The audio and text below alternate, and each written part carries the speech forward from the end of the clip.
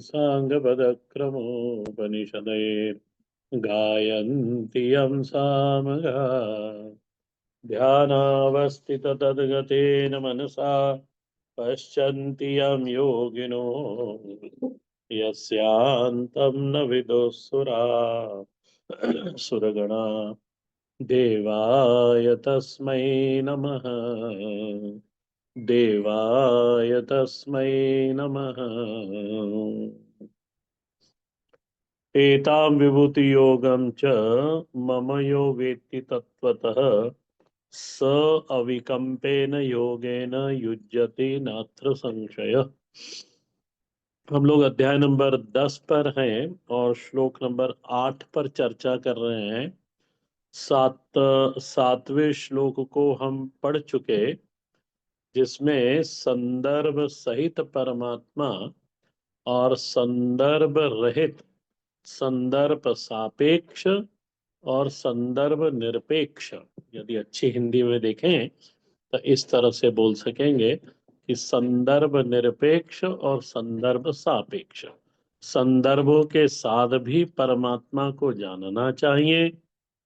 जगत के संदर्भ से परमात्मा महेश्वर है और संदर्भ रहित परमात्मा एक अखंड चिन्मय सत्ता, चेतन सत्ता, निर्विकारी निष्क्रिय सत्ता, अविनाशी सत्ता, चिरंजीवी चिन्मय सत्ता, इस तरह से जिसमें किसी भी प्रकार का कोई विकार नहीं है, क्रिया नहीं है। तो इन दोनों को जानना आवश्यक है। और इनको क्यों जानना आवश्यक है, इसकी हमने चर्चा विस्तार से पूर्व की कक्षा में कर ली है। और साथ ही में लास्ट क्लास में मैंने 8वां श्लोक भी आरंभ करा था। अहम सर्वस्य प्रभवः मत्तः सर्वं प्रवर्तते इति मत्वा भजन्ते मां बुधाः भाव समन्विताः। ऐसा बोध, बुद्धिमान, ऐसा बोध हो जाने पर, कैसा बोध हो जाने पर? एताम विभूति योगम, विभूति और योग दोनों का बोध हो जाने के बाद इन लोगों को क्या कहते हैं? बुदाहा।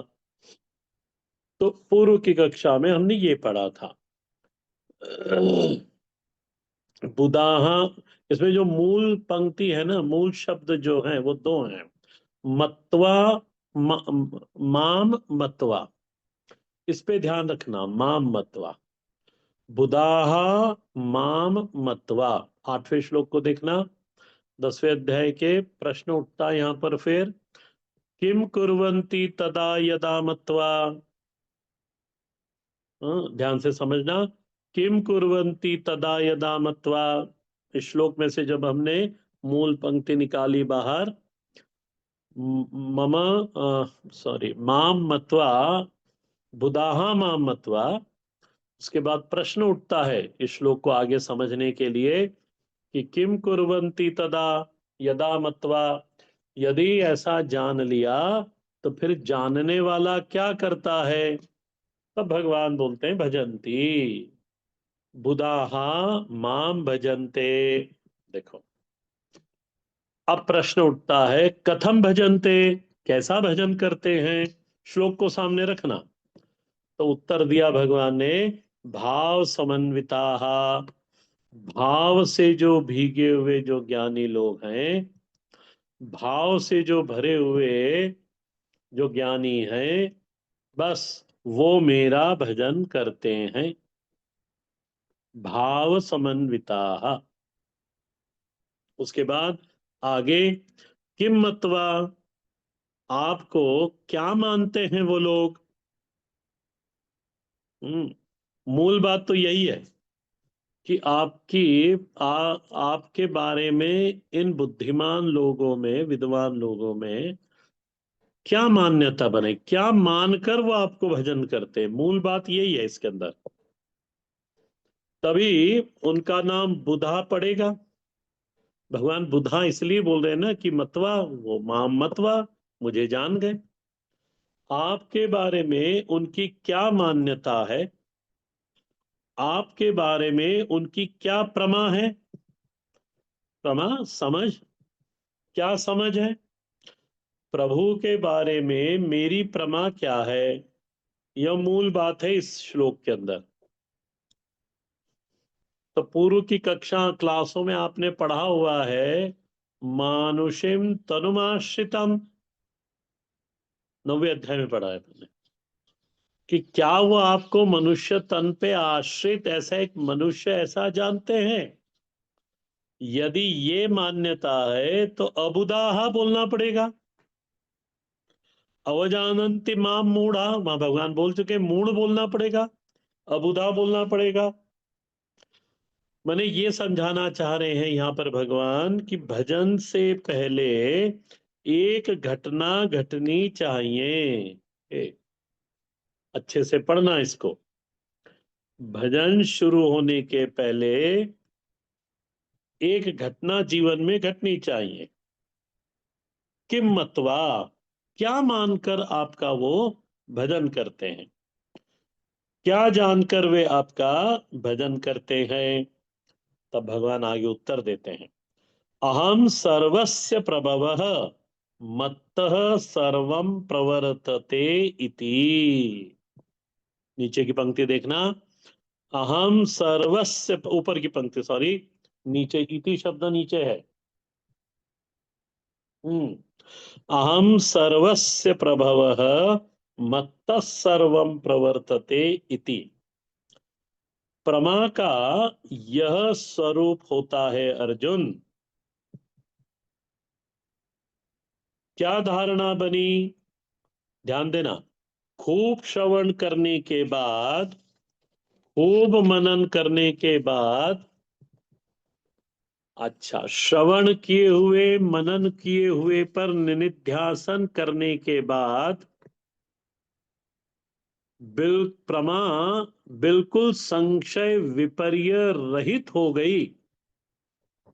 जो परमात्मा के बारे में प्रमा बनी, शास्त्र आचार्य से सुनकर, सुने हुए पे मनन कर कर, मनन करे हुए पे निनिध्यासन करके एक बिल्कुल संशय विपर्य रहित प्रमा उत्पन्न हुई, एक समझ उत्पन्न हुई परमात्मा के बारे में।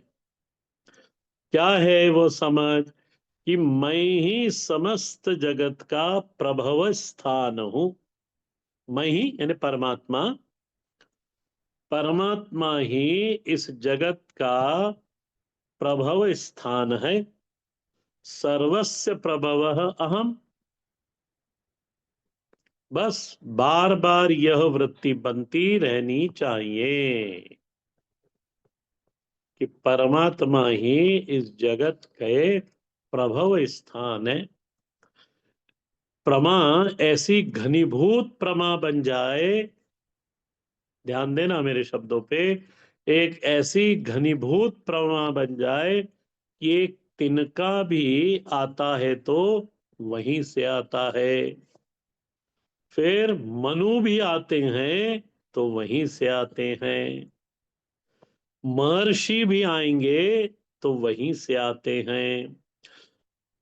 भीतर समस्त वृत्तियां आती हैं तो वो वृत्तियां भी वहीं से आती है। इसे क्रम से समझो या सत्य समझो, ध्यान देना, मैं समझाऊंगा इसको।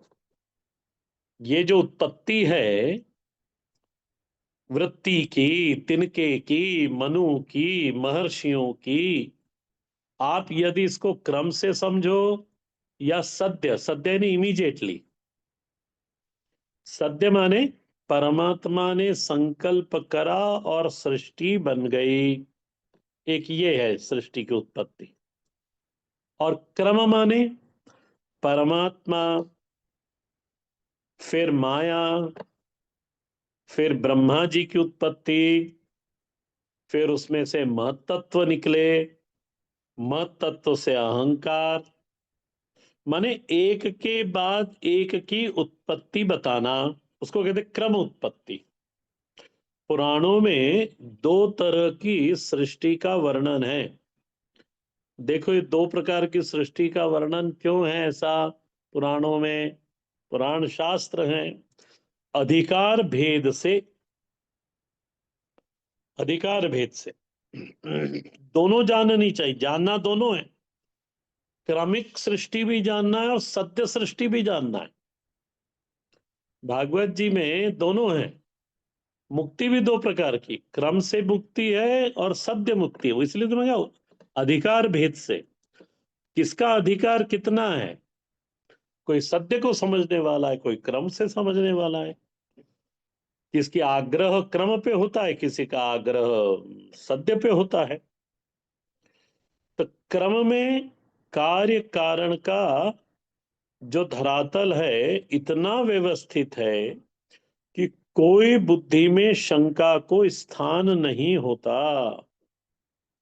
मैं क्रम की थोड़ी सी बात कर रहा हूं। क्रमिक सृष्टि में कार्य कारण का जो धरातल है, कार्य कारण की जो व्यवस्था है, महाराज वो इतनी सुव्यवस्थित व्यवस्था है कि बुद्धि में उस व्यवस्था को देखकर कोई शंका के लिए कोई स्थान, कोई अवकाश ही नहीं रहता। क्यों नहीं रहता? क्योंकि सारी सृष्टि हेतु फलात्मक दिखाई देती है, और है ही हेतु फलात्मक। चाहे वनस्पति की जातियों को ले लो, चाहे आप जीव जंतु प्राणियों को ले लो, मनुष्य इत्यादि की सृष्टि को ले लो, सब हेतु फलात्मक है। इसलिए सृष्टि की सत्यता को लेकर कोई शंका नहीं है, कोई वाद विवाद नहीं, कोई विवाद नहीं महाराज। क्रमिक सृष्टि का ध्यान देना, क्योंकि इतनी सुंदर व्यवस्थित है ये कि इसकी सत्यता को लेकर कहीं पे भी बुद्धि में शंका उत्पन्न होती नहीं। अच्छा, अब मैं आगे चल रहा हूं, क्रमिक को समझा रहा हूं अभी मैं, आगे चल रहे। इसमें आगे यदि कोई विद्वान विचार करे तो पाएगा कि ये जो क्रमिक सो सृष्टि दिखाई दे रही है, हेतु फलात्मक जो सृष्टि दिखाई दे रही है, कारण का कार्य कारणात्मक जो सृष्टि दिखाई दे रही है, ये सारी की सारी सृष्टि किसी न किसी गर्भ से उत्पन्न होती है। वनस्पति बीज के गर्भ से उत्पन्न होते हैं, बाकी जीव जंतु अंडे से उत्पन्न होते हैं, कोई पृथ्वी के गर्भ से उत्पन्न होता है। और मनुष्य जाति को देखें या मैमल्स जिसको बोलते हैं आप लोग, उनको देखें तो शरीर के गर्भ में से उत्पन्न होते हैं। तो विद्वान यदि ये क्रमिक सृष्टि पर विचार करके देखेगा तो ये पाएगा कि सारी की सारी सृष्टि गर्भ से, सॉरी, गर्भ से उत्पन्न हो रही है, समूची सृष्टि।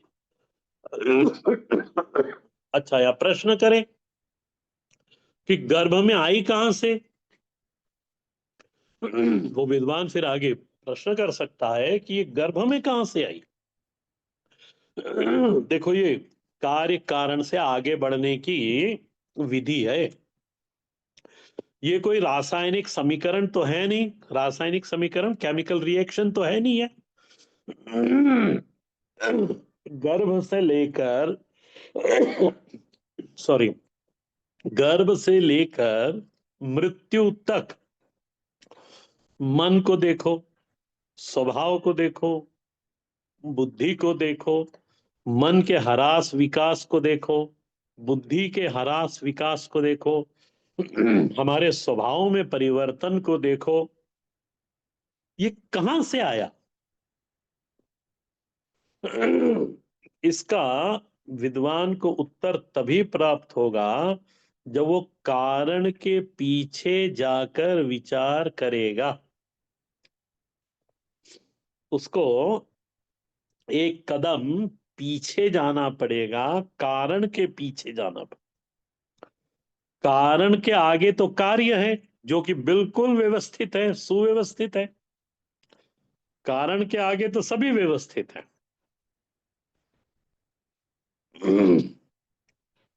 ऐसा करा तो ऐसा हुआ, ये व्यवस्था है। आप रोज घूमने जाते हो तो स्वास्थ्य ठीक है।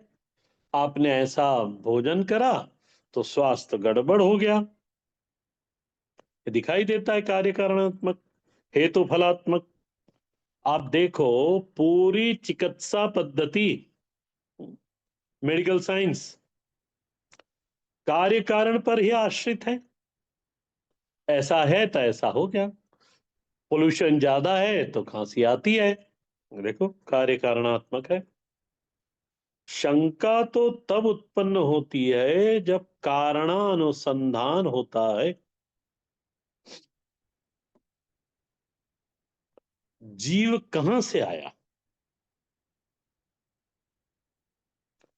फिर कहते हैं कि वर्षा से नीचे उदाया, अन्न में आया जीव। प्रश्नोपनिषद में है ये, पर मन मानता नहीं। नहीं मानता तो फिर आप आगे उसकी मीमांसा करो, खोज करो।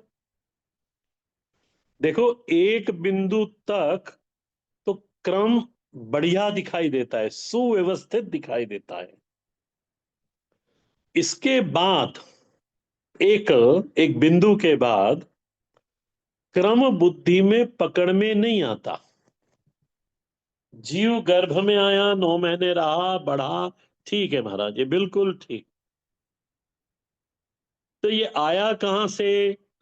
तो मन, पुरुष के वीर से और मां के रज से उत्पन्न हुआ, पर इसमें ये जीव कहां से आया?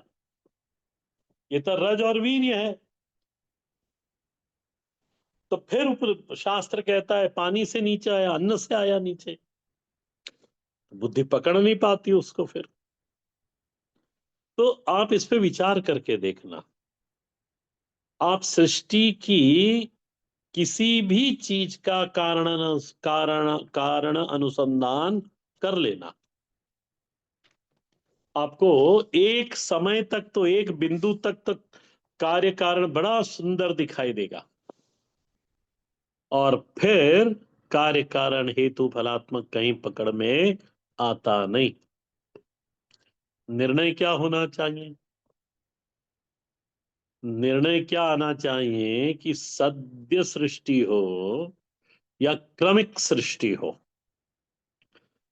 क्रम से अनुसंधान करना हो तो पीछे महतत्व तक जाइए आप। कारणानुसंधान करना है तो आपको कहां तक जाना पड़ेगा? तो महतत्व तक जाओ। फिर गुणों ना, आपको मालूम है सभी को, वेदांत जो पढ़ा हुआ है कि पृथ्वी, पृथ्वी से पीछे जाओ तो पृथ्वी कहां से निकली? जल से। जल कहां से निकला? अग्नि से। अग्नि कहां से निकले? वायु में। वायु से। वायु कहां से आया? आकाश से। आकाश कहां से आया? तो महतत्व से। ये ऐसा पीछे फोल्ड करते हुए महतत्व तक जाइए। ये कारणानुसंधान है। अच्छा, फिर कहां तक जाएं? तो गुणों तक जाओ, त्रिगुण की उत्पत्ति भी देख लो। और फिर गुणों की साम्य अवस्था तक जाएं। तब समझ में आवेगा कि ये जो योग माया है त्रिगुणात्मिका, ये प्रभु पर आश्रित है। और कोई उत्तर ही नहीं मिलेगा आपको। परमात्मा अधिष्ठान रूप माया जो है अध्यास है, और इनमें अविनाभाव है। अविनाभाव पढ़ा चुका हूं मैं। माया में स्वतः सत्ता नहीं है। त्रिगुणात्मिका माया, योग माया जिसको बोलते हैं, वह स्वतः सत्ता शून्य है। प्रभु से सत्ता लेकर त्रिगुण आत्म लाभ को प्राप्त हो रहा है। विचार करते जाना सीधे सीधे। हाँ, यदि अच्छे पढ़े आप लोग, पढ़ने वाले हो तो अब उस त्रिगुण त्रिगुण हो या त्रिगुण का परिणाम हो, तो त्रिगुण और त्रिगुण के कार्य में जो सत्ता है वो सत्ता परमात्मा से ही अनुगत हो रही है, परमात्मा से ही आ रही है। त्रिगुण में स्वयं की कोई सत्ता नहीं, ये सत्ता शून्य है। ये क्रम से है, सत्य का तो ज्यादा विचार होगा ही नहीं, क्रम में इतना विचार हो सकता है।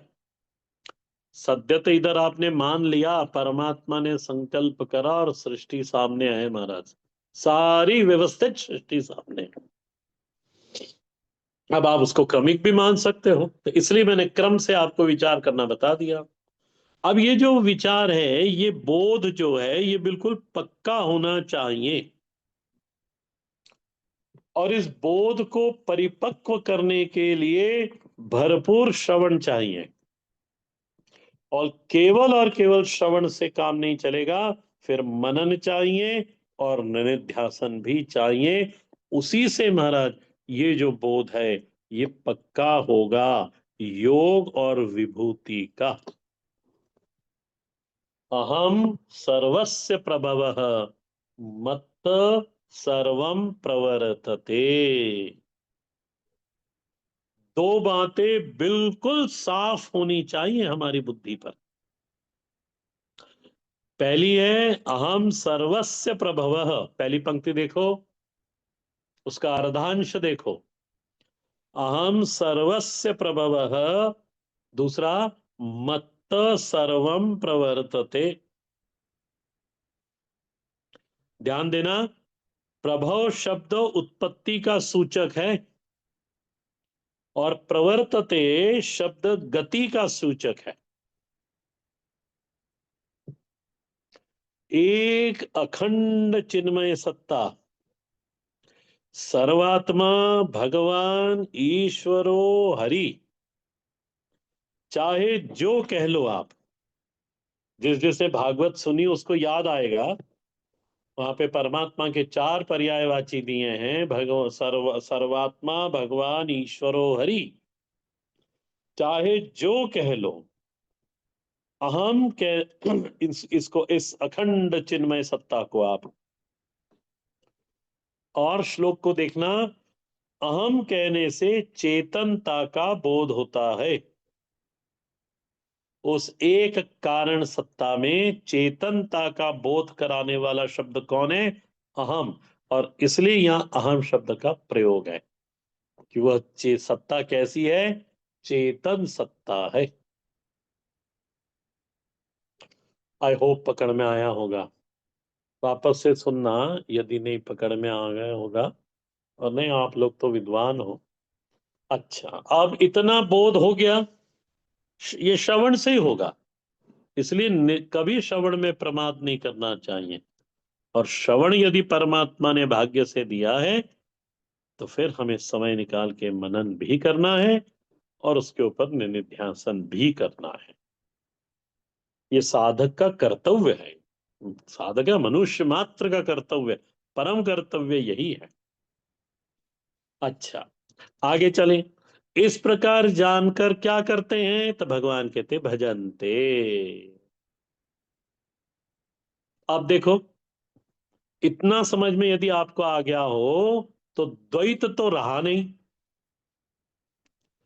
जब भी कारण तत्व का विचार करेंगे तो पता चलता है कि प्रत्यक अभिन्न चैतन्य ही सबका कारण है।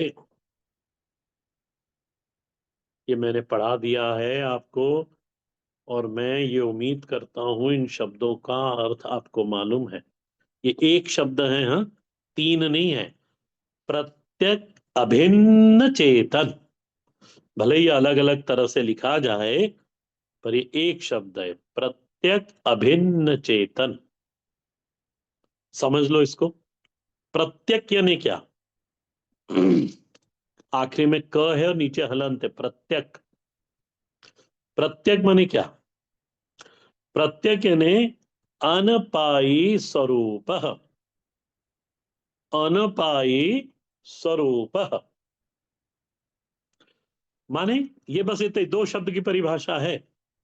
अनपायी स्वरूप, जिसका अपायन नहीं किया जा सकता। मैं समझाऊंगा।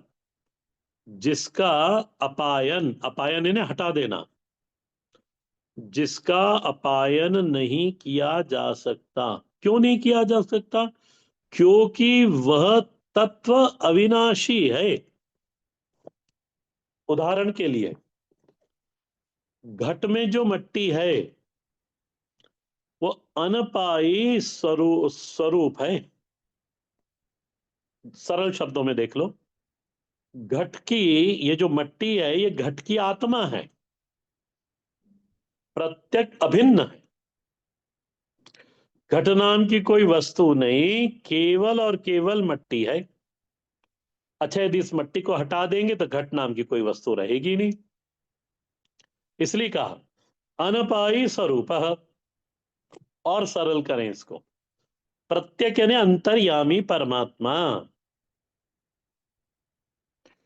जो अंतःकरण की उपाधि इसके भीतर रहता है। प्रत्यक अभिन्न, अभिन्न होके रहता है। और कैसा है?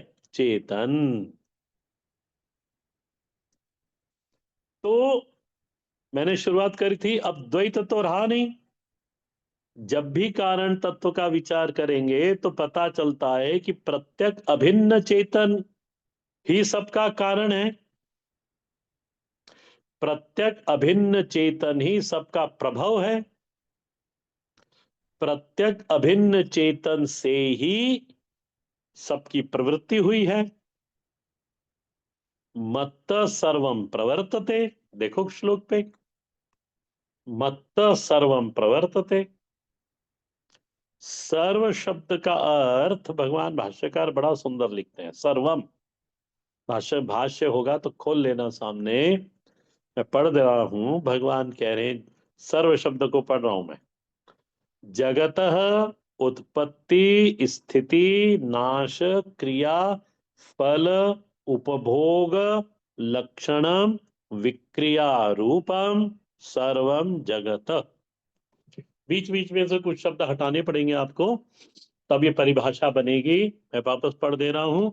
जगतः उत्पत्ति स्थिति, देखो जगत के अंदर क्या क्या चीजें हैं? उत्पत्ति है, स्थिति है, नाश है, क्रिया है, फल है, फल का उपभोग है, और इसके अंदर विक्रिया है, मॉडिफिकेशन है, चेंजेस है। तो जगत उत्पत्ति स्थिति नाश क्रिया फल उपभोग लक्षणम विक्रियाम रूपम सर्वम जगत। ये जगत को एक तरह से लक्षणों के द्वारा भगवान भाष्यकार ने परिभाषित कर दिया। इसमें उत्पत्ति स्थिति नाश क्रिया फल फल भोग है। अच्छा, इतना जानने के, ये जब अद्वैत हो गया, सिद्ध हो गया अद्वैत, यहां पर द्वैत रहा नहीं, तब भगवान कहते हैं ये ऐसा जानकर भजन थे। कथम भजनते? प्रश्न आया है। भाव संवित, भाव समन्विता। भगवान भाष्यकार को देखना, अर्थ करते हैं। भाव समन्विता, ये भगवान का शब्द है। भगवान भाष्यकार इसका अर्थ करते हैं। क्या अर्थ करा उन्होंने? परमार्थ तत्व में अवस्थित हो जाना। ये मैंने हिंदी में बोला, भगवान भाष्यकार को देख लो। भावो भावना परमार्थ तत्व अभिनिवेश, परमात्मा तत्व में बुद्धि का अवस्थित हो जाना, इसी को कहा भाव समन्वित होना। जैसे उदाहरण दे रहा हूं, जैसे वर्तमान में देह में अभिनिवेश है, बुद्धि का, मेरी बुद्धि का देह में अभिनिवेश है। माने क्या? देह आत्मानम मन्यते, मैं देह में ही आत्मबुद्धि करता हूं वर्तमान में, और व्यवहार भी फिर मैं हूं करके, शरीर मैं हूं इस तरह से व्यवहार भी करता हूं। तो ऐसा जिस तरह से वर्तमान में अज्ञान काले हमारी देह में जो बुद्धि का अभिनिवेश है कि मैं ये देह हूं, ऐसा ही अभिनिवेश चेतन में होना चाहिए, परमात्मा में होना चाहिए। बुद्धि का अभिनिवेश, या दूसरे शब्दों में कहूं तो बुद्धि की अवस्थिति इस प्रत्यक अभिन्न चेतन में होनी चाहिए। बुद्धि का अभिनिवेश माने क्या? यदि इसको और खोलें तो बुद्धि का अभिनिवेश माने क्या? ध्यान देना, यह निरंतर अनुभूति होते रहना कि वह चेतन मैं हूं, वह चेतन मैं हूं। अभिमानी की मिथ्या प्रतीति है। अभिमानी शरीर के साथ जो तादात्म्य है वर्तमान में, मैं ये शरीर हूं, ये अभिमान है। तो ये जो अभिमानी है, जो वर्तमान में प्रतीति हो रही है, जो अनुभूति हो रही है, बोले ये क्या है? बोले ये तो मिथ्या प्रतीति है। असल में मैं चैतन हूं, यही ज्ञान है। मैं चैतन हूं। ये बुद्धि ऐसी हो, हमारी बुद्धि ऐसी हो जाए, इसे बोलते हैं भाव समन्विता। और देखो, और खोलें इसको, तभी समझ में आएगा। एक पद्धति तो ये होगी समझाने की, भाव समन्विता। एक और देखो, पूज्यपाद स्वामी श्री अखानंद जी महाराज समझाया करते थे, क्या कहते थे? श्रवण से जो प्रमा की उत्पत्ति हुई, उसमें बुद्धि डूब गई। श्रवण से जो प्रमा उत्पन्न हुई, उसमें उससे बुद्धि एक हो गई। अब बुद्धि बुद्धि रही नहीं, केवल और केवल प्रमा विलसित हो रही है, चमक रही है। इसको भगवान ने, आपको यदि पाठ करते हो तो पढ़ते हो तो आपको समझ में आएगा। भगवान ने इसको पहले भी कह चुके हैं। देखो भगवान आगे ना सब दोहराते हैं, भगवान ने तो सब कह पीछे आगे, इसलिए गीता जी आगे पीछे से पूरी आए तभी समझ में आती है। भगवान ने कहा था पूर्व में, नास्ति बुद्धि अयुक्तस्य न च अयुक्तस्य भावना। जिसकी बुद्धि अयुक्त है उसकी भावना भी अयुक्त है। और यहां भावना का अर्थ क्या करा था? अभिनिवेश। कि जिसने अपने बुद्धि को संभाल के नहीं रखा, नियंत्रित करके नहीं रखा, निर्मल करके नहीं रखा, उसको अयुक्त कहा है। और न च युक्तस्य भावना, और ऐसी बुद्धि में कभी अभिनिवेश बुद्धि का उस सत्ता के साथ कभी अभिनिवेश नहीं होता। इसलिए मनुष्य को ज्ञान नहीं होता। कितने लोग हैं जिन्होंने अपने बुद्धि को नियंत्रित, वो चित्तवृत्ति निरोध करके रखी हुई है। देखो इसको समझना, आगे पढ़ेंगे इसको, यहाँ तक इसको आप समझ लेना, एक बार और पढ़ लेना। इसी को थोड़े से एक पॉइंट और आगे है। ऐसे मैंने श्लोक तो पूरा कर दिया, भगवान भाष्यकार ने भी जो कह दिया। आगे के श्लोक पे हम लोग चलेंगे नेक्स्ट क्लास में। पर इसका यदि कुछ थोड़ा और समझाने जैसा होगा तो मैं समझा दूंगा। हर हर महादेव।